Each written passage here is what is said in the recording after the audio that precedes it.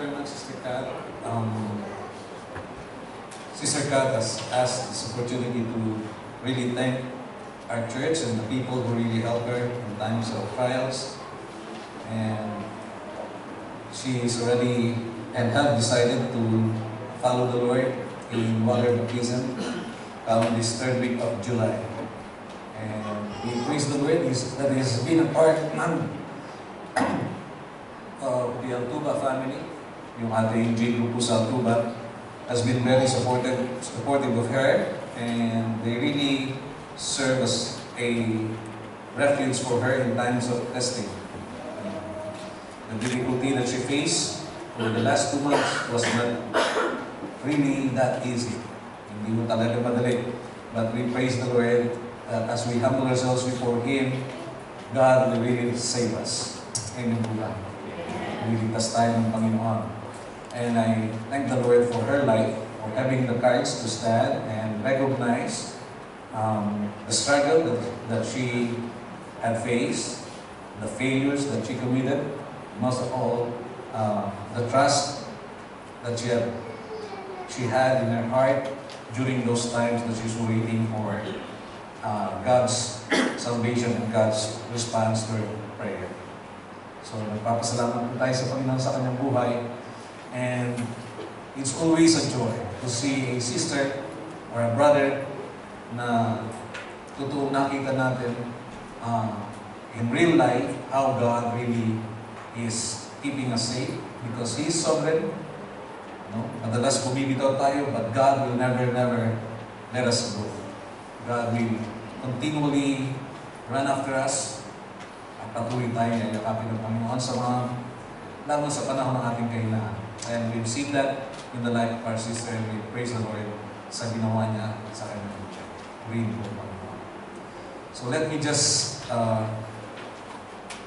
encourage you to join me in a short prayer as we come to the Lord and trust this time in the study of His Word. Hallelujah. Lord, indeed that the God we know is the God who reaches to us, cares for us, and loves us so much. Not that we are good, but even when we're sinners. Salamat, Panginoon, sapagkat ang pag-ibig mo ay walang kondisyon.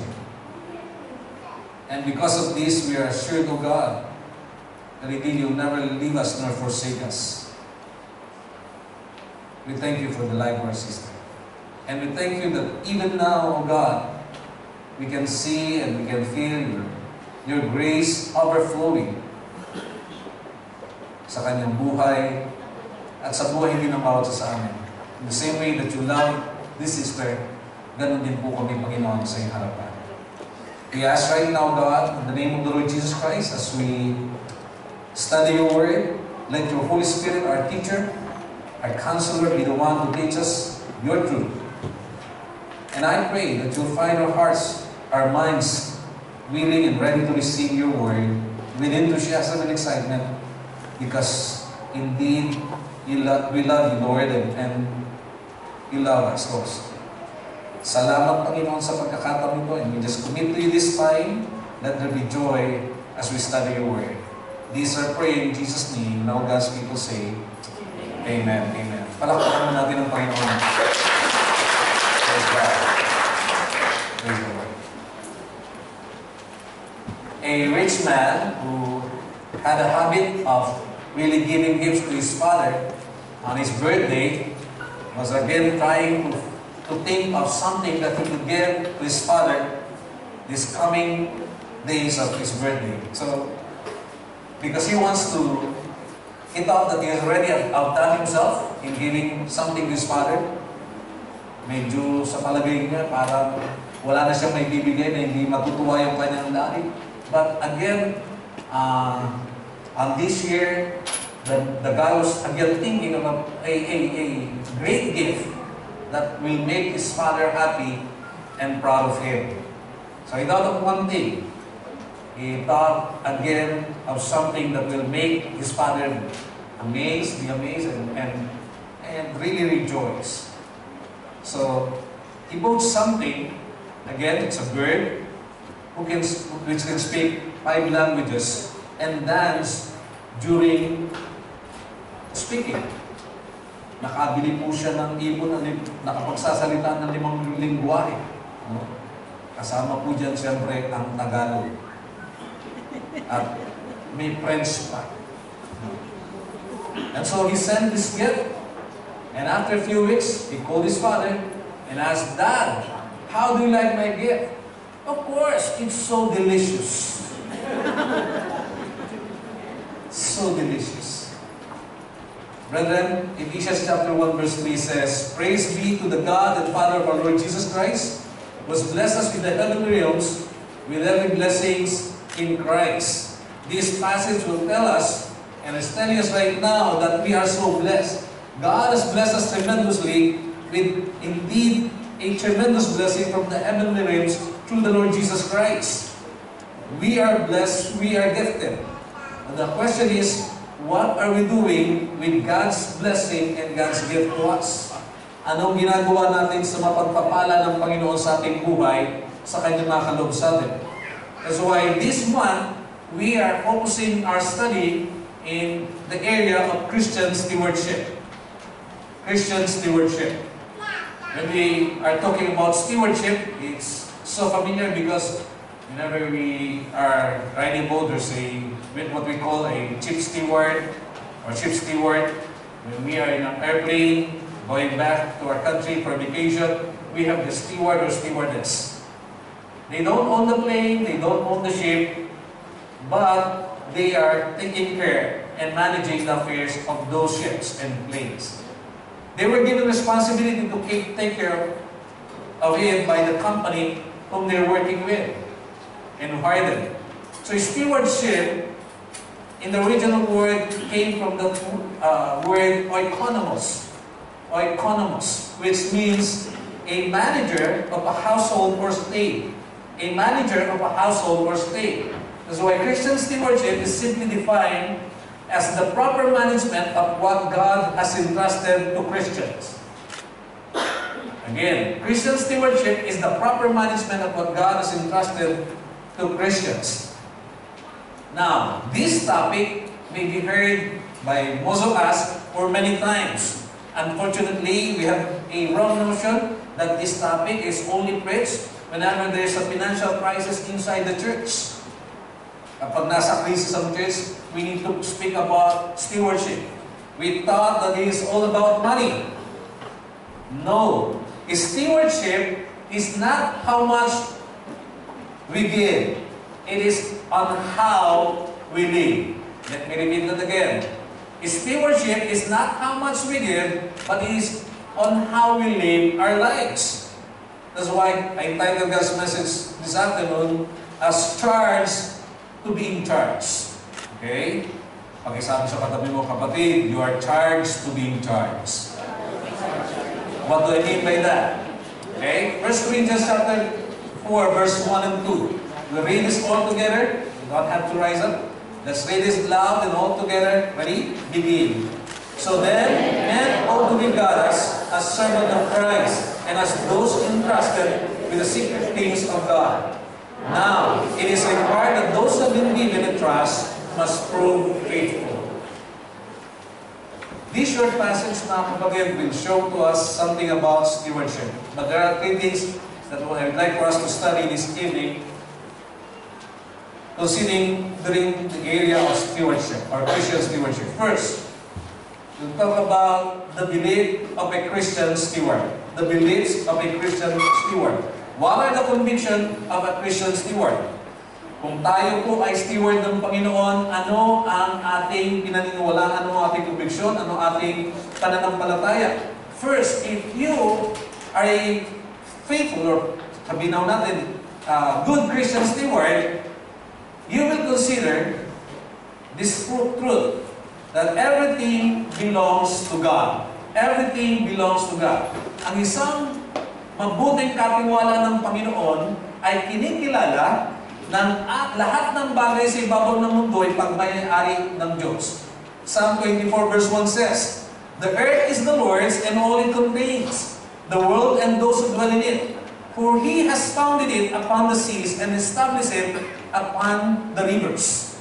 So this is the first conviction of a Christian steward. You have to recognize that everything belongs to the Lord. This is fundamental for any biblical stewardship because God owns everything, and although God gives us all things richly, we enjoy it right now, nothing is ours. Nothing really belongs to us, but only to God. The second thing, not only that everything belongs to God, but also everything is bestowed by God.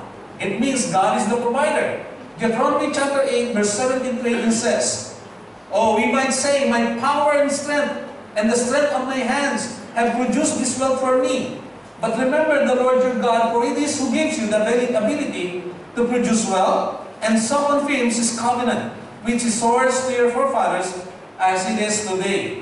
Pero mga tao nagsasabing, hindi, ano bang meron ako ay pinaghirapan ko dahil pinagtrabahuan ko. Mali. Dito pinapakita sa atin, if we are to be a good steward, isang mabuting katiwala ng Panginoon, we have to consider that not only everything belongs to the Lord, but everything is bestowed by God to us. Because even the ability to produce, even your ability to work, is given by God. Why? In an instant, He can take away your health. Pwede kunin ng Panginoon yung kakayang kalusugan mo para hindi ka na mapagtrabaho. That's the problem nararamdaman natin kapag tayo nagkasakit. Diba? Ayaw na ayaw natin magkasakit. Because it prohibits us and hinders us in working and being able to produce or earn. That's why we have to consider that everything is bestowed by God.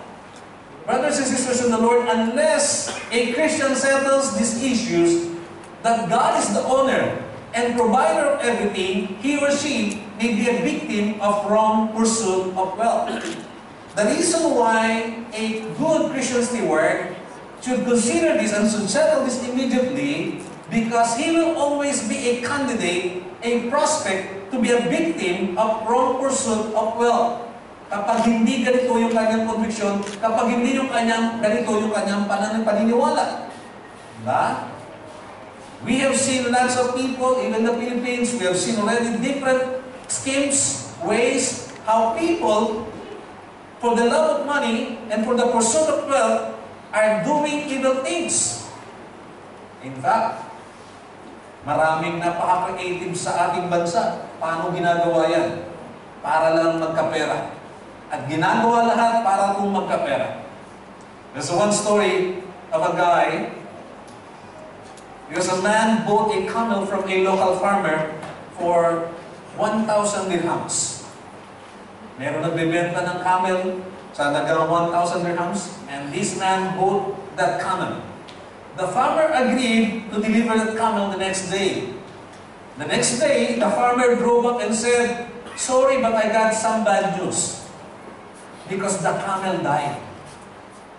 Well, sabi ng lalaki pumili, "Then just give me my money back." And the guy said, "I can do that because I already spent the money." Ala ko nung farmer, malulungkot yung lalaki. "Okay then, just grab and unload the donkey or the camel." And then, sabi ng lalaki, "What are you going to do with the camel?" "I'm going to raffle it." Parapol niya daw. Sabi, sinong taong sasali sa raffle mo? Ang loko-loko. You can't do that for a dead camel. And the guy said, "Sure I can, just watch me." And the guy did something. He took some picture of the camel as if it's alive and posted something, a raffle for a camel. Okay? And then a week later, this local farmer who sold the camel to that guy met this man. And he asked the guy, "What happened to the dead camel?" "Oh, I raffled him, and I sold 500 tickets for 100 dirhams. And that, I earned 5,000 dirhams. And the guy was amazed. Did anyone complain? "Oh yes, just the guy who won it. So I gave him back his 100. Matalino, di ba? Matalino. Ganyan po katalino ang tao pag gustong kumita ng pera. He's so skinny, he will find ways. Unfortunately, sometimes it can even mean to abuse other people. Why? Because he has wrong perspective about pursuing wealth. That's why the Bible often reminds us, for the love of money is a root of all kinds of evil. Some people, eager for money, have wandered from the faith and pierced themselves with many griefs. This is a reminder to us, brothers and sisters in the Lord. As stewards of the Lord, the pursuit of wealth, the love of money is a dangerous thing. We ought to be aware and we ought to be careful. We need these convictions for us to be guarded and guided in the way we pursue wealth and money. Kapag hindi po tayo nag-ingat, you'll find yourself again one of its victims. Diba? The second thing that we have to know this ending, first, we have to have those beliefs and convictions. Secondly, we'll consider the benchmark of a Christian steward. The benchmark of a Christian steward. When I say benchmark, I'm talking about the gauge or the measurement. What is the measure or yardstick for a Christian steward? Ano ang sukatan sa isang kakiwala ng Diyos? The Bible is very clear. Again, Christian stewardship is not an option to all Christian. Hindi po ito pwedeng pagpilian. When you start to become a Christian, the moment a person submits himself to the Lordship of Jesus Christ, he inherently receives unspeakable blessings and becomes a manager of God's immense belongings. The moment you become a Christian, okay, Ephesians will tell you ano yung kayamanan na meron ka. Again, he is simply lang po description. You will say that word again, awesome. You know why? Even Paul, when he was describing, he was able to fathom what kind of blessing that he received from God as a child of God, as a servant of God. He can't help but just to praise the Lord and say, awesome, unspeakable, limitless, immeasurable. Ito po yung mga description ni Pablo when he understood his inheritance in Ephesians chapter 1. Okay? Because you and I, as children of God, are again bestowed with tremendous blessing. In fact, you are entrusted by God. That's why you become a manager, a caretaker of God's immense blessing. Tayo po ay tagapag-ingat ng Panginoon. Sa wikang Ingles, ayaw natin minsan yung salita caretaker. Kasi pag pinag-usapan yung caretaker, para bang janitor. Mas gusto natin yung salita medyo social at mataas ng konti. Manager. Di ba? Manager. Pwede mo pakisama sa tabi mo, manager ka kapag. You're a manager. Okay?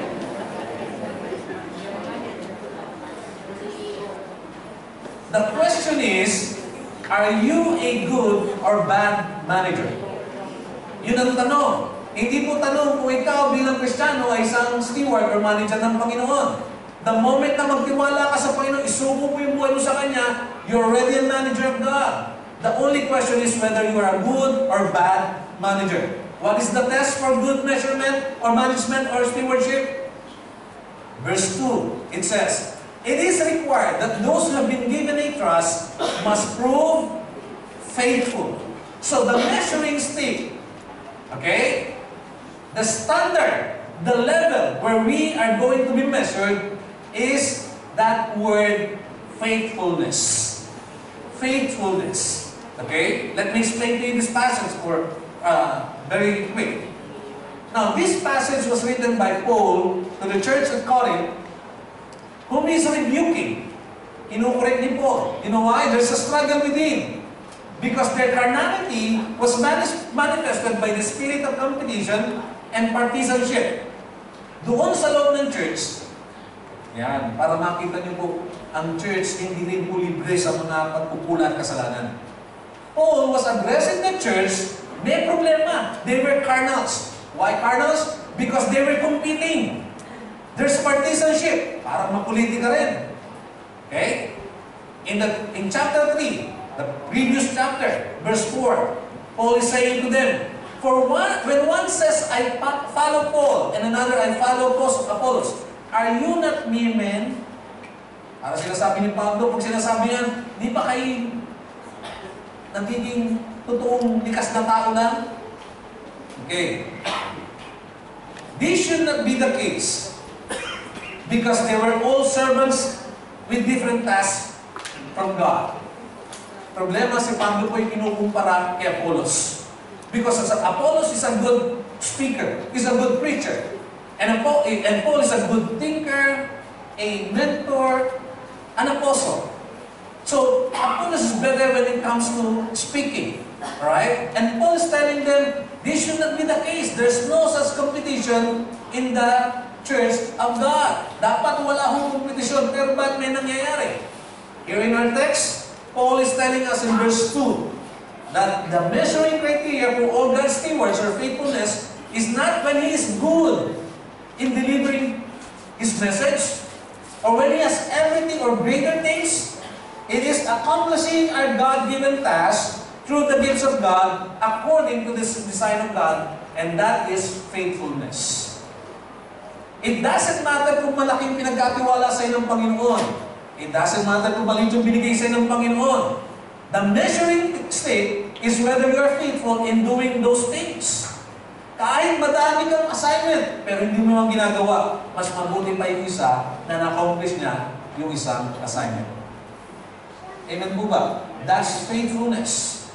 It is not on the hugeness of the task you are doing.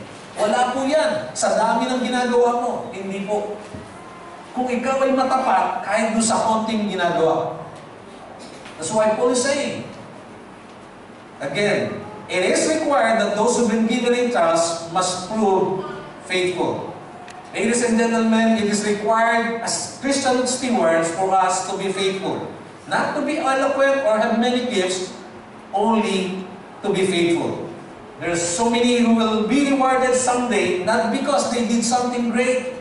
Hindi dahil malalaking bagay na gawa nila, mga kapatid. Because they were faithful in what they did and how they did it. Maraming dadating pala ng Panginoon, hindi dahil gumawa sila ng dakilang bagay, nakilala sila sa ibabong ng mundo. Hindi po. Dahil tinupad lang nila yung inuutos sa kanila ng Panginoon.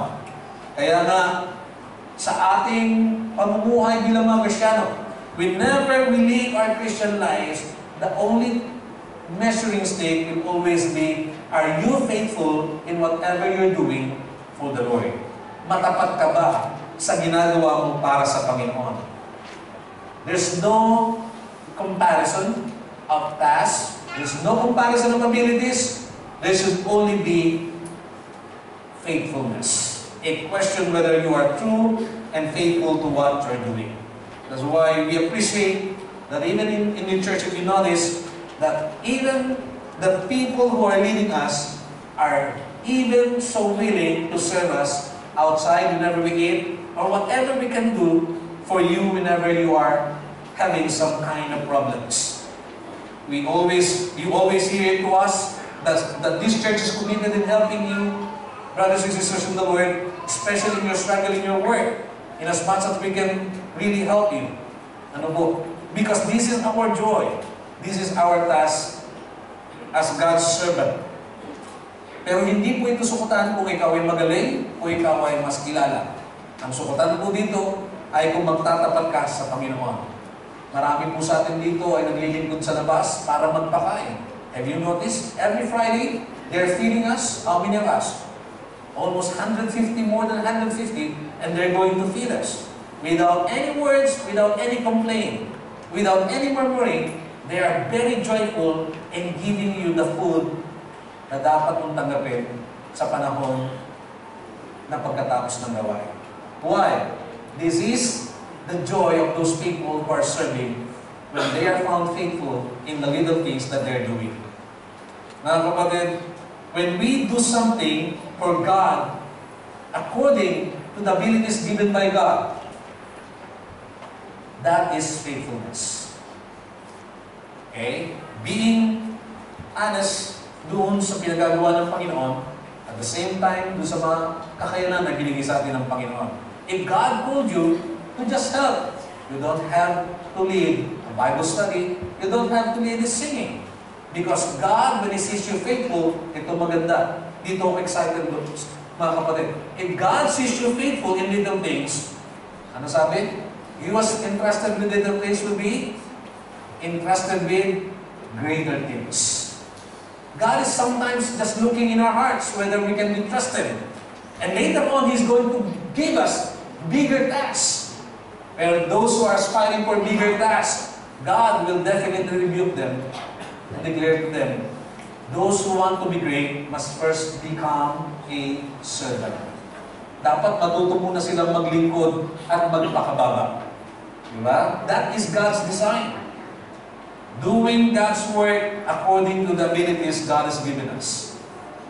Now, the last thing that we're going to consider is the blessings of Christian stewardship, of a Christian steward. What are the blessings? Bakit ito ba kinakailangan ito pa rin ang pagiging isang katiwala ng Panginoon? Ano mapagpapala ang kaibat nito? What are the blessings for us as Christian steward? First, God's abundance. You will experience tremendous blessing and abundance from God. When you become a faithful steward, you will definitely experience God's provision, God's abundance.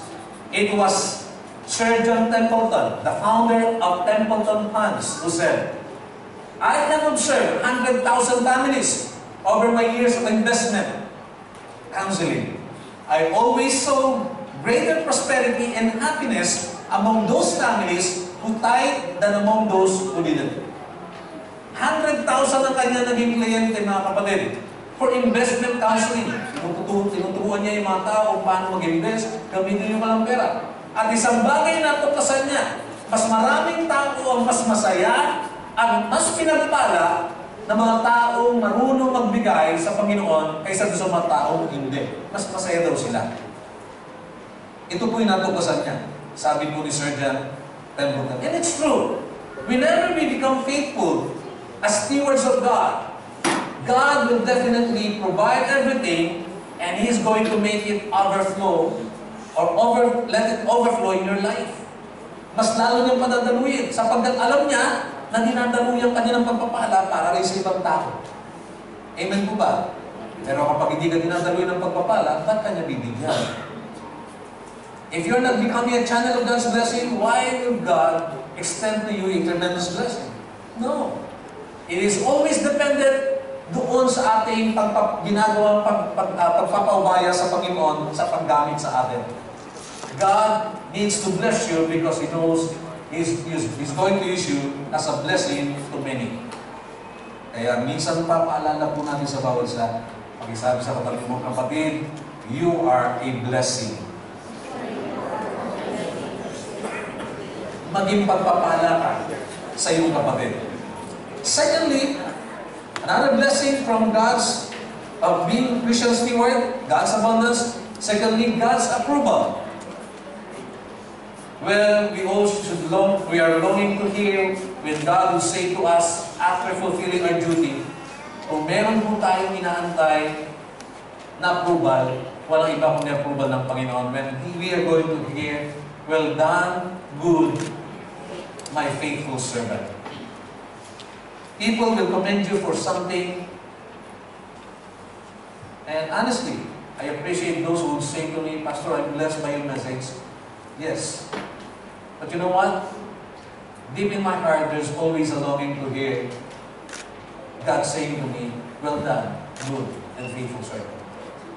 Because the hundreds or thousands of commendation is not equal to God's praise and approval. Mas masarap kung marinig sa Panginoon na siya'y nalulugod sa iyo. Amen po ba? Kaysa doon sa approval ng ibang tao. But definitely, when we become faithful as Christian stewards, God will approve and give you His commendation. The last thing is that Godly influence. Godly influence. Okay? This is the benefit or blessing of a Christian steward. The last is godly influence. When you become a steward of God and faithful, you will definitely influence and have an impact in the lives of other people. Mas maraming pagpapalay, mas maraming tao ang maiimpluwensyahan ng iyong ginagawa. Magkakaroon ng kahulugan ang iyong buhay. Mas maraming tao ang hindi makakalimot sa iyo. There is this woman who kept on asking the Lord, Lord, I want to serve you. But unfortunately, there were many inadequacies na nakikita niya sa sarili niya. But somehow, she thought of something that she can do. And she found one good thing that she can accomplish. And that is simply, after worship time, she's going to look for some people.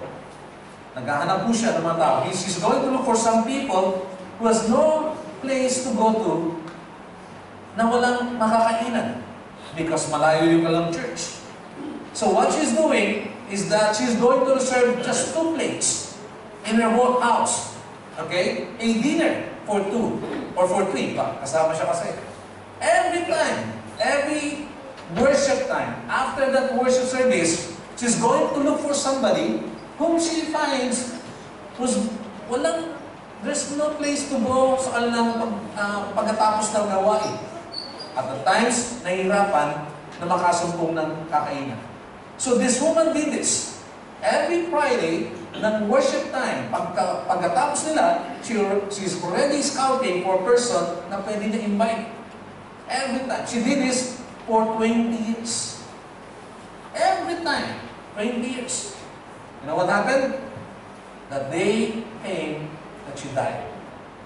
And the pastor asked, those people who were blessed and impacted by the life of this woman, will you please come forward and carry the coffin, and together we are going to ride going to the cemetery. What happened? Ladies and gentlemen, there were 150 people who came, lining up, showing the beauty of what this woman did. When they were asked and interviewed what really impacted them as an act from this woman, they just point out one thing, and that is providing them a plate, a free dinner whenever the worship time ends. A simple dinner time is enough to impact the lives of those people. And many of those were not even Christians yet. They became Christian because they saw the kindness of this woman that led them to recognize and accept the Lord Jesus Christ as their personal Lord and Savior. A simple act of kindness enough to lead these people into accepting the Lord Jesus Christ. Why? This woman has been faithful with what she did. Kaya sabi po dyan sa ating kasabihan, if I cannot do great things, I can do small things in a great way.